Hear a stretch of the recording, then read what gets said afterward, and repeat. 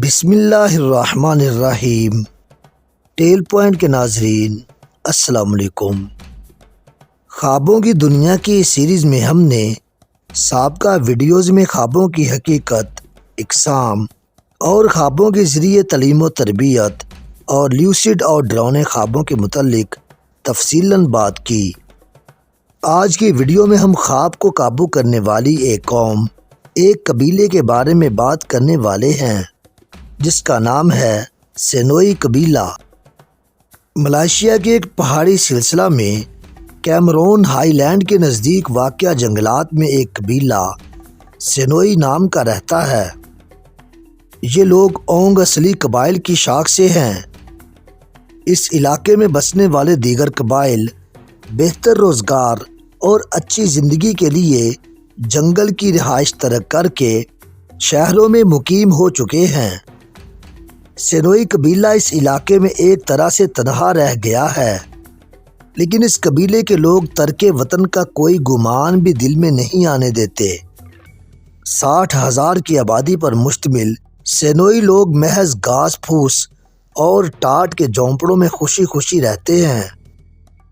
لباس کے نام پر صرف دھوتی کی طرح زیر جامہ پہنتے ہیں اور اپنی محدود سی زمینوں پر چاول، چائے، کیلے اور کدو اگا کر کھاتے ہیں۔ کبھی جانور اور مچھلی کا شکار بھی کرتے ہیں۔ قدیم زمانے میں یہ غلامی کی زندگی بسر کر رہے تھے۔ ان کو ساکی پکارا جاتا تھا۔ آزادی کے بعد انہیں سینوئی کہا جانے لگا، جس کے معنی ہیں انسان۔ اس قبیلے کی ایک خاص بات تو یہ ہے کہ یہاں کوئی جرم نہیں ہوتا۔ یہی نہیں، قبیلے کا کوئی بھی شخص سٹریس، ڈپریشن یا کسی بھی طرح کی ذہنی بیماری یا اعصابی خلل میں مبتلا نہیں ہوتے۔ اور سب سے حیرت انگیز بات یہ ہے کہ اس قبیلے کے کسی فرد کو کبھی کوئی ڈراؤنا خواب نہیں آیا۔ ایسا نہیں کہ وہ خواب نہیں دیکھتے، وہ روز خواب دیکھتے ہیں اور عام لوگوں سے زیادہ روشن اور واضح خواب دیکھتے ہیں، مگر ان کا ہر خواب خوشگوار ہوتا ہے۔ ایک اینتھروپولوجسٹ، ماہر بشریات کلٹن سٹیوارٹ، جو قدیم قبائل کے رہن سہن، عقائد اور تمدن پر لکھ رہے تھے، جنگ عظیم دوم سے پہلے وہ اپنی تحقیق کے لیے سینوئی قبیلے میں بھی آئے۔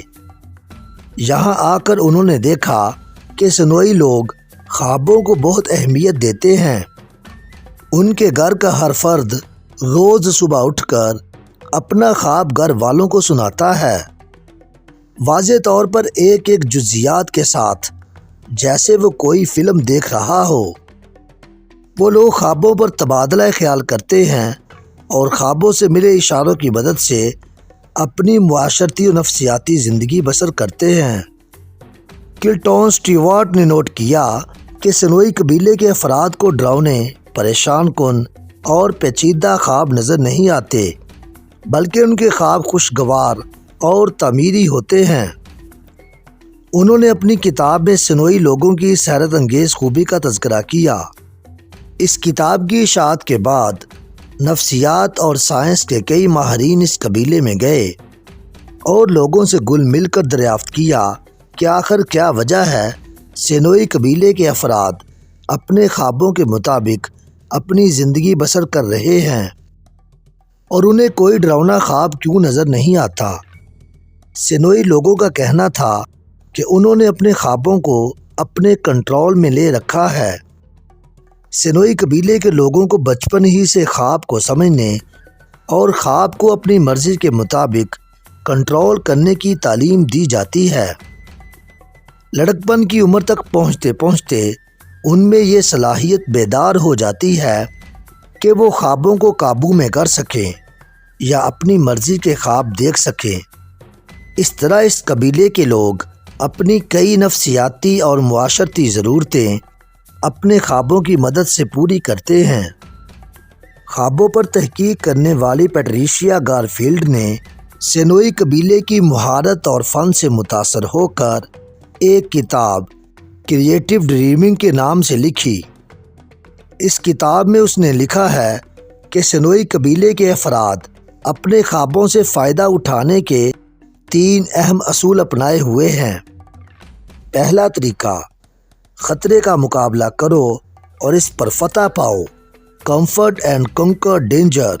نمبر 2، خوشیوں کی جانب پیش قدمی کرو، ایڈوانس ٹورڈز پلیئر۔ نمبر 3، مثبت نتائج اخذ کرو، اچیو اے پازیٹیو آؤٹ کم۔ پہلے اصول کے ذریعے خواب دیکھنے والا ہر قسم کی مشکلات پر قابو پانا سیکھتا ہے۔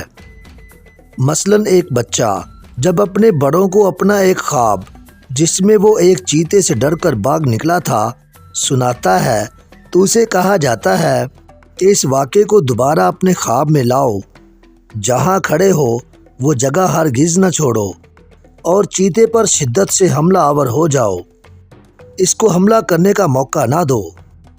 اگر ضروری سمجھو تو اپنے کسی مددگار یا ہتھیار کو اپنی مدد کے لیے استعمال کرو، لیکن منظر سے ہرگز نہ بھاگو، کیونکہ چیتا موقع پاتے ہی تم پر چھلانگ لگائے گا اور تمہیں دبوچ لے گا۔ اس طرح بچہ ایک ڈراؤنے خواب کو ایک تعمیری سبق میں تبدیل کر کے خود پر اعتماد کرنا سیکھ لیتا ہے۔ دوسرے اصول کے مطابق آپ کو خوشیوں کا پیچھا کرنا ہے اور انہیں تلاش کر کے حاصل کرنا ہے۔ اس اصول کے تحت یہ سکھایا جاتا ہے کہ ڈراؤنے اور خطرناک خوابوں سے اعلیٰ اور خوشگوار نتائج حاصل کرو۔ مثلاً دوران خواب کسی بلندی سے نیچے گرتے ہوئے سنوئی قبیلہ کے فرد کو اس تجربہ کے ذریعے آسانی سے فضا میں اڑنے کی خوشی کے حصول کا ذریعہ بنانا ہوگا۔ اس طرح سنوئی قبیلے کے لوگ اپنی امنگوں اور خوابوں سے اپنی خانہ بدوشی کی زندگی کو بھی بہترین اور مسرت امیز زندگی میں تبدیل کر دیتے تھے۔ تیسرے اصول کے تحت قبیلے کا ہر فرد اتنا چاق و چوبند ہو جاتا ہے کہ وہ اچھے، محکم اور بین فیصلے کر سکتا ہے اور انہیں سمجھ سکتا ہے۔ اس اصول کے ذریعے خواب دیکھنے والے کو اپنے ساتھ پیش آنے والے کسی بھی غلط، مخالفانہ اور ناموافق حالات سے درست اور کارآمد نتیجہ اخذ کر کے سازگار اور خوشگوار ماحول تشکیل دینا سکھایا جاتا ہے۔ اگر کسی فرد کو خواب کے دوران اس کا دشمن زخمی کر دے تو وہ اپنے آپ کو یوں تسلی دے سکتا ہے کہ میں نے یہ چھوٹی سی تکلیف اٹھا کر 2 فائدے حاصل کیے۔ اول تو دشمن کی طاقت کم کر دی اور دوم دشمن سے دفاع کا طریقہ سیکھ لیا۔ اس طرح سنوئی فرد مقابلے کے بہتر طریقوں سے مزین ہو کر اپنے خواب میں پھر اپنے مد مقابل کو سامنے لاتا ہے اور خواب میں اس سے بچ کر اسے مناسب جواب دے سکتا ہے۔ اس کے علاوہ ایک اور چیز ہے جو سنوئی قبائل اپنے خوابوں سے حاصل کرتے ہیں اور وہ اسے خوابوں کا تحفہ کہتے ہیں۔ سنوئی قبیلے کے مطابق خواب دیکھنے والے ہر شخص کو ہر خواب سے ایک تحفہ ضرور لینا چاہیے۔ خواب کا یہ تحفہ کچھ بھی ہو سکتا ہے، مثلاً موسیقی کی کوئی دھن، نقاشی کی گئی لکڑی کا ٹکڑا، کوئی پینٹنگ، یعنی کوئی بھی نیا ہنر، نیا خیال جو جاگنے کے بعد ان کی زندگی میں ان کے کام آئے۔ دوسرے لفظوں میں ہر خواب کے ذریعے آپ اپنی مشکل کا حل یا اپنی کامیابیوں کا راستہ پا سکتے ہیں۔ مغربی معاشرے میں اس طرح کے خواب کے تحفے کا ذکر آپ سن چکے ہوں گے۔ کیلیفورنیا کے ایک ماہر نفسیات ایریگرین لیف نے ایک ورکشاپ کا سلسلہ شروع کیا ہے جس میں وہ ملیشیا کے قدیم سنوئی قبیلے کی ٹیکنیک استعمال کرتے ہیں۔ ان کی ورکشاپ میں شرکاء ایک دوسرے سے سیکھتے ہیں اور تجربات سے فائدے اٹھاتے ہیں۔ ان کی حوصلہ افزائی کی جاتی ہے کہ وہ اپنے ڈراؤنے خواب کے کسی کردار کو خواب میں طلب کریں اور اس کی خوب گت بنائیں، یہاں تک کہ وہ پناہ مانگے یا پھر اسے اپنا دوست بنا لیں اور اس سے ایسے مشکل کام لیں جنہیں آپ سر انجام نہیں دے سکتے۔ مستقبل کے خطروں سے خبردار کرنے والے خواب کو سمجھیں اور پیش آنے والی مشکل سے نبرد آزما ہونے کا طریقہ سوچیں۔ ان کی حوصلہ افزائی کی جاتی ہے کہ وہ خود پر تخیل طاری کریں اور خوابوں سے فائدہ اٹھائیں۔